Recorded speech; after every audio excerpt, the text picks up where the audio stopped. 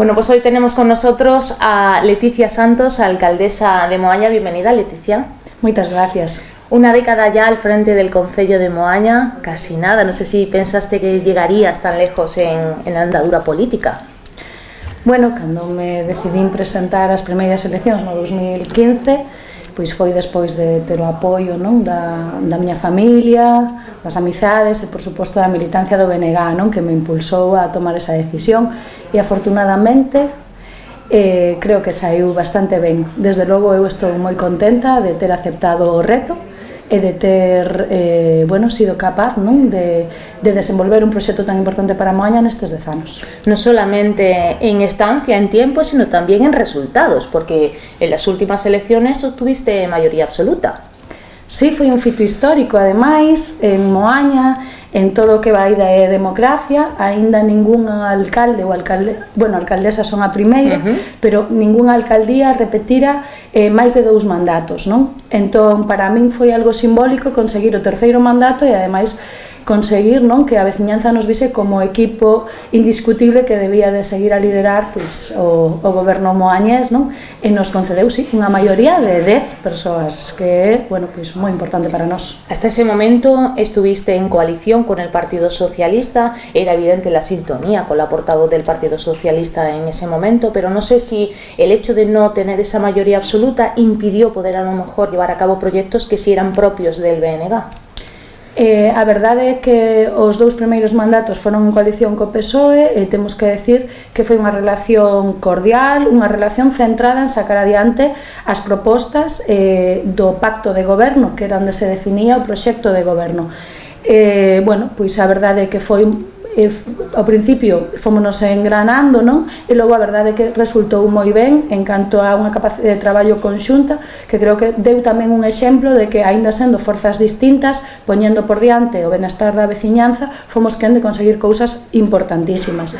Cousas que sementaron o que hoxe aínda continuamos desenvolvendo xa con maioría. Eu non considero que tivésemos menos capacidade por non ter maioría, porque fomos capaces de facer equipo e, sobre todo, de facer equipo coa veciñanza. ¿Podrías decir que, o al menos esa es la percepción, de que Moaña en los últimos años se ha notado un fuerte impulso, no sé si de alguna manera liderando el movimiento social, económico de la comarca del Morrazo? Non creo que lideremos a comarca do Morrazo, porque non somos a vila máis grande tampouco, pero efectivamente eu creo que Moaña hoxe é un referente en moitísimas das súas políticas, das nosas políticas, convertémonos pois nun modelo. O modelo Moaña é un modelo para todo o país e somos referentes en proxectos a nivel nacional, estatal e internacional, algo que creo que se nos empeza a recoñecer e que é moi positivo e que non partiu destes 10 anos, senón que ven moi de máis atrás, de outros gobernos do BNG que foron quen de sentar as bases para ter a Moaña que hoxe temos e dunha veciñanza comprometida coa mellora da súa calidade de vida, que colabora de todos os proxectos que nos sacamos adiante. Así que, bueno, pois é un placer, a verdade, se pensas que somos motor aí da comarca, creo... El camino al menos se percibe, bueno. Pero sí es cierto que en materia de vivienda, por ejemplo, sí que se está viendo muchísimo movimiento. Entiendo que eso se percibe también a nivel económico en el concello, no sé si en precios para la ciudadanía, pero sí en oportunidades a lo mejor, y también se reflejará en un futuro en el censo, ¿no? É que a realidade é que o noso proxecto político está centrado nas persoas e na mellora da súa calidade de vida. Como este modelo comeza a ser coñecido tamén noutros lugares, entendo que estamos sendo un punto de atracción de máis poboación que se interesa en vivir en Moaña, e non só que nos interese que a xente viva todo o ano. Nos consideramos importante toda acción de goberno debe mellorar a vida das persoas que viven en Moaña primeiro. E despois, pois, pensar evidentemente en quen poida vir a disfrutar da nosa vila para pasar un día, para vir a vivir ou cando sexa, pero para nós todo pensamos para a xente que vive en Moaña. ¿Se está consiguiendo quizá que esa nueva vivienda atraiga a gente para que continúe viviendo en Moaña? Si, eu creo que cada vez máis a xente que merca unha segunda vivenda en Moaña acaba vindo a vivir a Moaña todo o ano, porque a nosa calidade de vida é enorme, as facilidades de conexión coas cidades, tanto con Vigo, que temos a través do barco ou da Ponte de Rande, non? A comunicación directa é moi rápida, como con outras cidades, ao ter na porta da casa, digamos, xa a entrada a AP9, que non, que comunica o país. Creemos que efectivamente é unha ventaxa competitiva pola ubicación, pero sobre todo porque fomos capaces de manter o equilibrio entre os recursos naturais e a vida urbana, non? Con comodidades. Entón creo que temos, esa é a clave do noso éxito.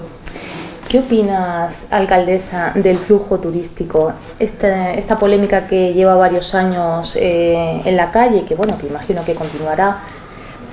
Nós estamos absolutamente de acordo co fluxo turístico sempre que sexa un fluxo respectuoso cos nosos medios e desestacionalizado.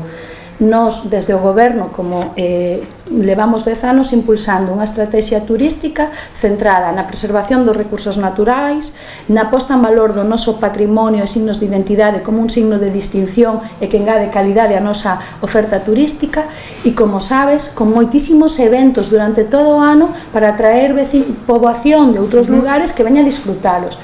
Pero sempre, sempre, toda a nosa estratégica turística vai na liña do anterior, de facela pensada do que lle gusta a nosa xente en Moaña, porque se lle gusta a nosa xente, que é moi exixente, lle pode gustar a todas as persoas que nos veñan a visitar. E nós creemos que o que hai é que seguir apostando por un modelo de turismo desestacionalizado, sustentable e respectuoso coas persoas que habitan todo o ano, porque a todas nos gusta ir a ver outras vilas ou cidades e visitalas. Pero, por exemplo, cando facemos turismo, somos conscientes de que hai persoas que o día seguinte se teñen que levantar para ir a traballar, non? E darnos os servizos que demandamos nesa vila ou cidade. Pois eu creo que podemos buscar ese punto de equilibrio e que vai na liña da estrategia que nos levamos 10 anos desenvolvendo. Está claro que también existe ese turismo de playa, es normal. Moaña tiene playas, a la comarca del Morrazo es de playa también durante el verano. Por lo tanto, entiendo que dentro de ese orden que se demanda, Moaña estaría dispuesta a asumir un poco ese flujo turístico que a lo mejor en otros municipios no le resulta fácil de encajar, ¿no? Precisamente porque a lo mejor no existe ese trabajo de desestacionalización del turismo previo. Non sei. Nos sí que é certo que para estar no Morrazo, na comarca do Morrazo, teñen moitísima máis afluencia en proporción vilas como Cangas ou Bueu de turistas durante o verán, pero é que ao longo do ano nos temos un fluxo continuado que é o que nos permite non esgotar os recursos e atender como se merece ese turismo. Nos evitamos o turismo masivo e desestacionalizamos para atender mellor e para que sexa máis fácil a convivencia. Entón, nos apostamos por ese modelo. Tamén desde a mancomunidade, de feito, temos elaborado estrategias turísticas como paquetes de fin de semana, cando eu fui presidenta da mancomunidade, e outro tipo de cuestións que poñen tamén en valor pois todo o que o Morrazo pode ofrecer máis alá de que temos as mellores praias do mundo na comarca, esa é a realidade. Claro. Entón, entendendo que a todo o mundo lle guste vir ás mellores praias do mundo, pero é que temos moitísimo máis que ofrecer, non? E o que queremos é que as nosas praias sigan sendo as mellores, non? E que non estean deterioradas por unha afluencia superior a que poden soportar.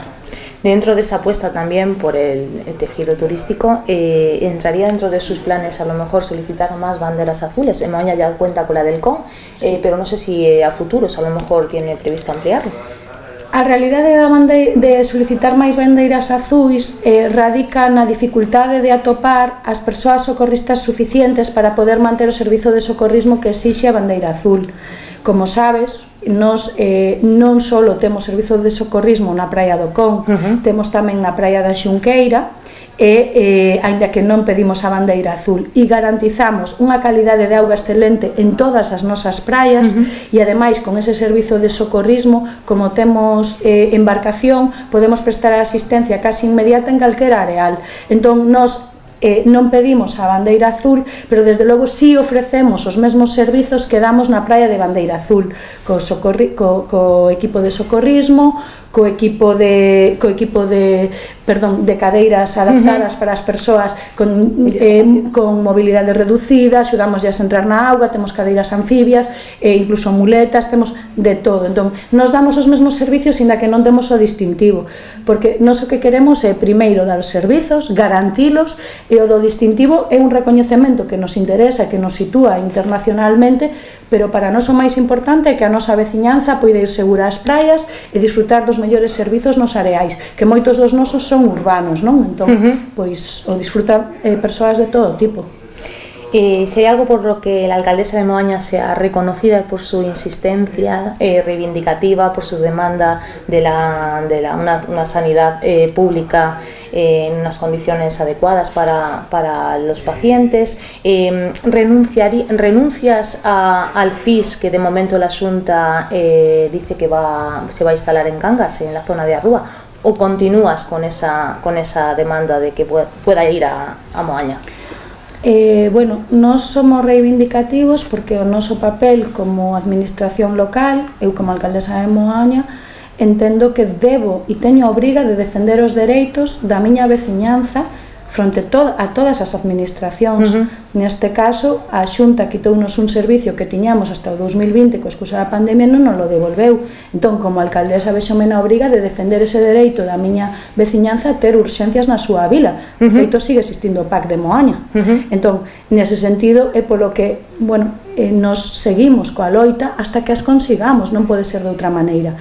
E por outro lado, a respecto do CIS que queren ubicar na rúa, é un tema que ten que resolver a Xunta e da súa competencia, e terá que buscar os terreos e o lugar no que mellor lle vaya, toda vez que rexeitaron a posibilidade de readaptar o proxecto do Centro de Saúde de Moaña, para o cal lle regalamos os terreos xa en 2020, e que rexeitaron. Entón, se eles rexeitaron unha alternativa viable con os terreos postos nos que xa estaban construindo e que xa eran da súa titularidade, entendo que lles compete a eles, entón, e a elas, bueno, a Xunta, decidir ou facer as xestións que conleven poder dotar ao Morrazo desa infraestructura que precisamos, que é un centro de alta resolución, bueno, un centro integral de saúde, como denominan agora. Unha infraestructura sanitaria, por decirlo. Maior, sí, superior aos centros de saúde, aos ambulatorios, toda vez que a Xunta no seu día renunciou a construir o hospital comarcal, que era o que reclamaba a comarca, hai que recordalo. Por tanto, ese capítulo desde Moaña estaría cerrado, la Xunta lo rechazó y estaría cerrado, no se está trabajando a lo mejor en seguir reclamándolo, en buscar alternativas para intentar que el CIS pueda quedarse en Moaña. Nos entendemos que debe ser a Xunta a que propoña e a que lidere, porque é a súa competencia e ten a obriga de darnos un mellor servizo sanitario ao Morrazo. De feito, grazas ás nosas reivindicacións, vimos de conseguir unha ambulancia de reforzo para o Morrazo, dotada ademais da persoa técnico-conductora de persoal de enfermeiría. E eu estou absolutamente convencida e segura de que é polo traballo conxunto a nivel institucional e a nivel da movilización en mérito da nosa veciñanza, sen dúbida ninguna. Entiendo que esa es una de las cosas de las que está orgullosa de su trabajo a lo largo de esta década, pero ¿de qué otras cosas que ha conseguido durante estos 10 años al frente del Concello de Moaña puede presumir y cuál quedan pendientes? Claro. Bueno, desbloquear o tema do centro de saúde e conseguir poñer os terreos para o novo centro de saúde é unha das cousas que me sinto máis orgullosa, porque nos levou moitísimo tempo e moito traballo, pero afortunadamente conseguímolo. Outras cuestións das que estou moi orgullosa, pois sobre todo de ser capaz de atender mellor ás familias máis vulnerables, ás persoas dependentes, de facer investimentos en todas as parroquias, contando con todo o tecido asociativo, actuar en todos os barrios en 10 anos, actuamos en todos os barrios, mellorando a accesibilidade, a seguridade viaria, o alumeado público, poñendo en valor o noso patrimonio.